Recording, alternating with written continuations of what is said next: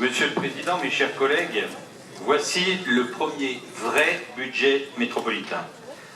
L'année 2015 ayant été une année de transition, les chiffres étaient incertains, les conséquences de la fusion difficiles à évaluer. Comme on nous l'a redit en commission finances, 2015 ne peut pas servir d'année de référence et donc pas de comparaison facile à faire. Que l'on parle politique, culturelle, éducation, mineurs isolés, transport de biens et de personnes, les lignes sont différentes à cause des regroupements de crédits et des changements de périmètre d'agrégation. Enfin, cette explication, c'est pour les comparaisons que l'opposition voudrait faire. Car quand il s'agit de comparer pour montrer les efforts de l'exécutif, là, comme par hasard, on arrive à trouver des chiffres consolidés. Sur les répartitions des dépenses, c'est votre budget, vos choix d'organisation et de politique, ce ne sont pas les nôtres. Je ne reviendrai donc pas sur le détail des lignes budgétaires, mais je souhaiterais aborder quelques points qui guident notre analyse de ce budget. D'abord, sur la situation globale de la métropole de Lyon, notre collectivité est certes unique en France, mais on peut la comparer grâce au ratio financier obligatoire prévu par la loi. On retiendra alors la même méthode que celle présentée par l'exécutif en commission finances pour les taux de taxes, à savoir que la métropole ayant les compétences d'un département et d'une communauté urbaine, c'est l'agrégat des deux ratios dont il faut tenir compte. On constate donc que notre collectivité n'est pas si sobre en dépenses de fonctionnement que cela. Avec 1 704 €, le ratio est supérieur de 6,2% à la moyenne. Or, si on regarde les dépenses de personnel, on constate que la collectivité est en deçà de la moyenne à 17% contre 23%.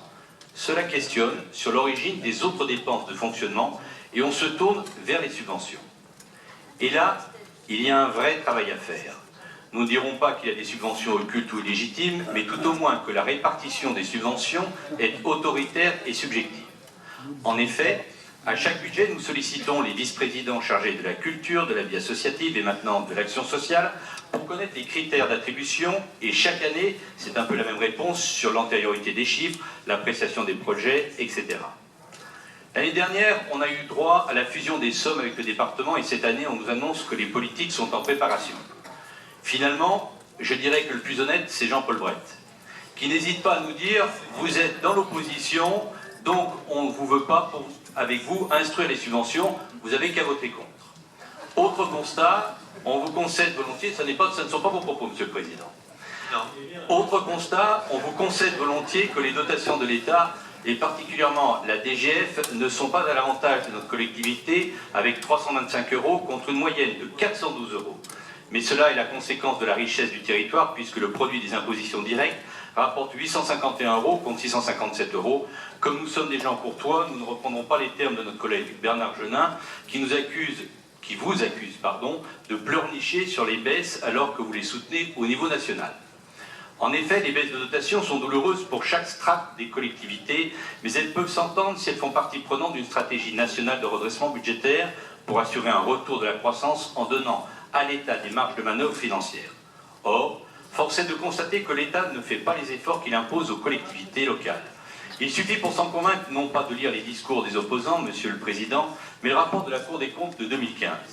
La dette a augmenté de 4,9% pour atteindre 1 528 milliards d'euros à la fin 2014 et atteindre 100% du PIB en 2015. La Cour des comptes précise ainsi que la réduction du déficit budgétaire de l'État, amorcée depuis 2010, a été interrompue en 2014 dans un contexte de croissance et d'inflation plus faible que prévu et des taux d'intérêt très bas. Et ce ne sont pas les annonces actuelles de dépenses de fonctionnement supplémentaires pour préparer les élections de 2017 que l'État va améliorer sa situation financière. Le dernier point que les ratios démontrent, c'est la situation précaire de notre collectivité face à son endettement.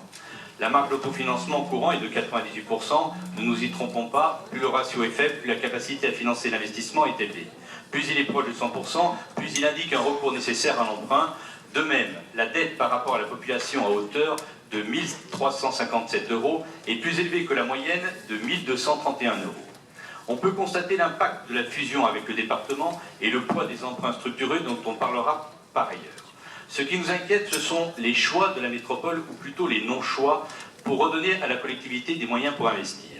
En effet, Monsieur le Président, nous constatons aussi que ce budget consacre la transformation de notre collectivité. Alors que la communauté urbaine était reconnue pour sa capacité d'action au service du développement des territoires, et je reconnais volontiers que vous y avez contribué, elle devient maintenant une collectivité de services et de prestations.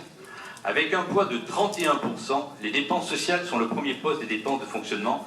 Elles sont suivies des subventions et participations à hauteur de 18%, puis les dépenses de personnel, 17%. Les versements aux communes ne sont dans le budget de fonctionnement que pour 10%. Dans le contexte social que l'on connaît, il n'y a pas vraiment besoin de grands discours pour entrevoir l'évolution de nos dépenses de fonctionnement. Face à cela, vous aviez promis un chantier marge de manœuvre pour maintenir la capacité d'investissement. Mais aussi habile que soit le champ lexical, je vous cite dans le texte, une baisse au regard des tendances antérieures, on ne peut que constater qu'au lieu de baisse, il y a surtout des non-augmentations de dépenses. Ce sera mon dernier point. L'autofinancement est en diminution de 14,5 millions d'euros, alors, je vous le demande, où sont nos 5% d'impôts de 2015? Dans les investissements? Non, évidemment. Monsieur le Président, sur la programmation pluriannuelle d'investissement, nous avons bien voulu agir de concert avec vous dans l'intérêt général du territoire. Une de nos conditions était votre engagement que les projets communaux seraient pris en compte. Aujourd'hui, on peine à avoir une réalisation concrète. Bien sûr, on nous indique qu'il y a des procédures, un nombre limité de chefs de projet, des ouvertures de crédit à faire. En fait, on nous prépare tout doucement à un glissement des projets pour gagner du temps et de l'argent sur le dos des communes. Ce que nous redoutons, Monsieur le Président, c'est qu'à ce jeu de masquer les carences financières de vos promesses, les choix des projets à prioriser ne se fassent pas sur des critères objectifs, mais sur des critères plus partisans. C'est ce qui pourrait expliquer que nous n'avons pas pu obtenir en comité de suivi de la PPI l'engagement financier par opération et son calendrier de réalisation. Nous aimerions donc être rassurés de ce Conseil sur la tenue de vos engagements. Vous l'aurez compris, ce budget n'est pas à la hauteur des ambitions de la deuxième métropole de France, et si nous reconnaissons volontiers les difficultés financières liées à l'intégration de nouvelles compétences, de l'impact des emprunts toxiques, de la baisse des dotations décidées par le gouvernement, il est dommage de constater que c'est aussi votre ambition politique qui n'est pas à la hauteur de notre collectivité. C'est la raison pour laquelle notre groupe votera contre ce budget.